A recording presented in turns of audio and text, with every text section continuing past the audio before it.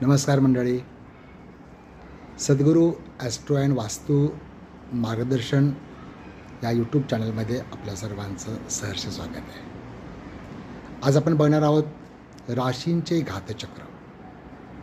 प्रत्येक राशीला एक ठराविक महिना, ठराविक तिथी, ठराविक दिवस, ठराविक नक्षत्र, ठराविक योग.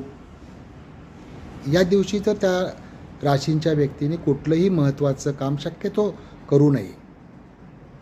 जर ते टाळलं, उदाहरणार्थ सरकारी कामे असतील, मुलाखत असेल, कुठं परदेशी जायचं असेल आणि कुठंतरी शुभकार्य करायचं असेल, तर शक्यतो या दिवशी त्या राशीच्या त्या घातचक्राप्रमाणे वागावं.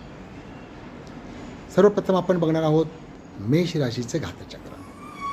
मेष राशीच्या व्यक्तीने कार्तिक महिना हा पाळला पाहिजे. त्या महिन्यामध्ये कुठल्याही प्रकारचं शुभ कार्य करू नये, महत्त्वाचं काम करू नये. त्याचबरोबर 1, 6, 11 म्हणजेच प्रतिपदा, षष्ठी आणि एकादशी या दिवशीही कुठलंही काम महत्त्वाचं करू नये. त्याचबरोबर मेष राशीचा घातवार आहे रविवार. या दिवशी देखील कोणतेही शुभ कार्य करू नये. आणि त्याचबरोबर मघा नक्षत्र, तुम्हाला कॅलेंडरमध्ये कळेल की आज कोणतं नक्षत्र आहे.